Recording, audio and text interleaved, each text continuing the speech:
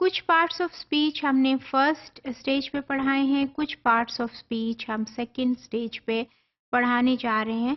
Second stage से मेरा मतलब है जब आपके स्टूडेंट्स थोड़े से हायर ग्रेड में हैं, लेट्स से इन ग्रेड 3, तो इसमें फिर आप ये वाले भी ग्रेड 3, ग्रेड 4 ये वाले पार्ट्स ऑफ स्पीच आपको वहाँ फोकस करने चाहिए।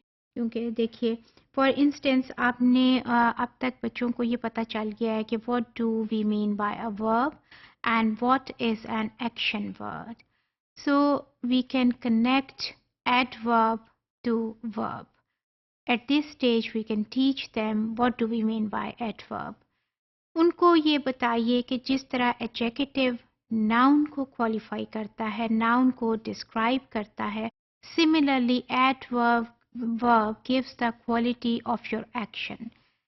Action word बताता है कि कोई काम हो रहा है, एडवर्ब बताता है कि कोई काम कैसा हो रहा है, उसकी क्वालिटी क्या है। फॉर इंस्टेंस अगर आप कहते हैं कि लिटिल बर्ड्स फ्लाई, तो आपने बताया कि what the little birds are doing. But if you tell them that little birds are fly slowly, it means you are qualifying the quality of their flight, कि वो slowly उड़ रहे हैं। So what is a slowly? Slowly is an adverb.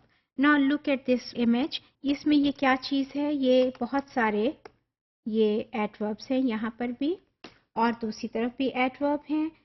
ये सारे के सारे क्या करते हैं? ये verbs को describe करते हैं।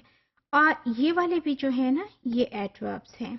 और इसको when को हम कहते हैं adverb of time, और ये होता है adverb of manner, ठीक है, और ये होता है adverb of place.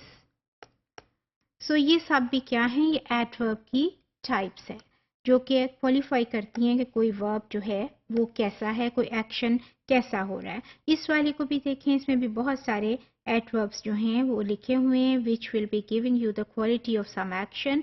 किसी के साथ भी आप लगा दें, तो for instance the birds fly quickly, the birds fly slowly, or she talks gently, she talks gladly. You just put some adverb and it will be giving you the quality of the verb. फिर ये है कि एक और उनको sentence बनाएं. For instance, you can tell them that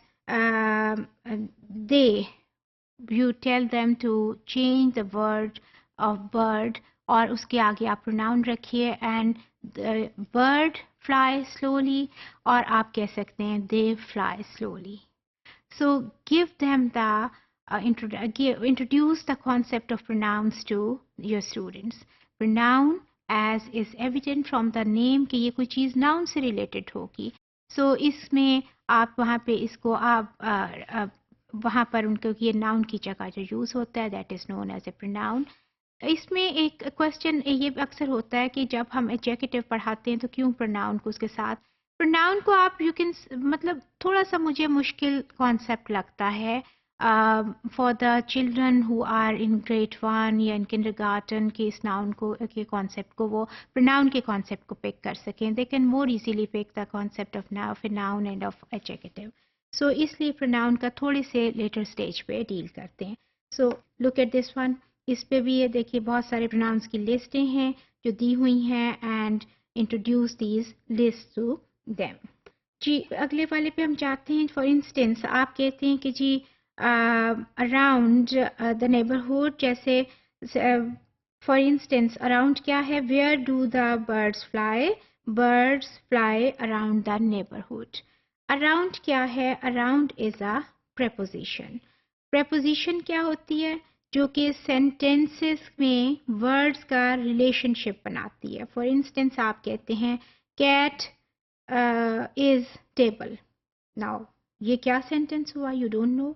but अगर आप कह देते हैं the cat is on the table, the cat is under the table, so आपके किधर एक रिलेशनशिप बन गया ना कैट के बीच में और टेबल के बीच में. सो preposition gives you the relationship between the words और in a sentence, और जब वो relationship बताती है तो आपको meaning clarify होता है उस बात का. अब इस वाली पिक्चर में देखें बहुत सारे जो हैं ये prepositions दी हुई हैं और विद पिक्चर्स आपको समझ आ जाता होगा कि what does this preposition mean. अगर हम अंडर कहते हैं उसका क्या मतलब है, ओवर का क्या है और ऑन का क्या है। अब just see the difference between on and over, ठीक है। अब इसके अगर हम उर्दू ट्रांसलेशन में जाएं तो both have got almost the similar meaning, लेकिन आप देखिए आपको एक्शन से और आपको पिक्चर से क्लियर हो रहा है कि there is a difference between over and on. और हम ऑब्वियसली जिस टाइप का हमें मीनिंग कन्वे करना है अपने सेंटेंस में, हम वैसी प्रपोजिशन उठाएंगे। अगर हमें ओवर का मीनिंग कन्वे करना है तो वो उठाएंगे, ऑन का करना है तो वो उठाएंगे, ठीक है जी। Similarly see the difference between in front of, ये वाला इन फ्रंट ऑफ और नेक्स्ट टू, इसको देखिए और इसी को भी आप देखें। अभी मैंने ओवर की बात जैसे की और ऑन की बात की, ठीक है। तो इसको आप इस तरह से preposition it tells you the relationship of the sentence. अच्छा जी, फिर हम last two parts of speech की बात कर लें, जैसे आइडेंटिफाई और add two final parts of speech, conjunction और इंटरजेक्शन। फॉर इंस्टेंस हम कहते हैं look at the big and little birds, big and little. अब ये जो एंड आया है बिग एंड लिटिल के बीच में, ये क्या है? और हम कहते हैं wow they fly slowly around the neighbourhoods. Wow क्या है? तो एंड जो था वो क्या था जी? वो कंजंक्शन था। Conjunction is just like a gum. मैं हमेशा गम की एग्जांपल देती हूँ वाइल टीचिंग कंजंक्शंस। जिस तरह गम का क्या काम होता है, what's the function of a gum? It connects two things, ठीक है। ये दो चीज़ों को जोड़ती है। और इसी तरह से कंजंक्शन क्या करती है? वो दो सेंटेंसेस को जोड़ती है और it connects groups of words, जैसे big and little, little and big, ये दो क्या हैं? वर्ड्स है ना। तो एंड ने क्या किया? It has connected these two words. इसी तरह सेंटेंसेस को अगर कनेक्ट करते हैं एक पैराग्राफ में, देखिए when we are going to write down सब पैराग्राफ और एनीथिंग, तो we almost there are many sentences that we go on joining in our discussion, in our writing।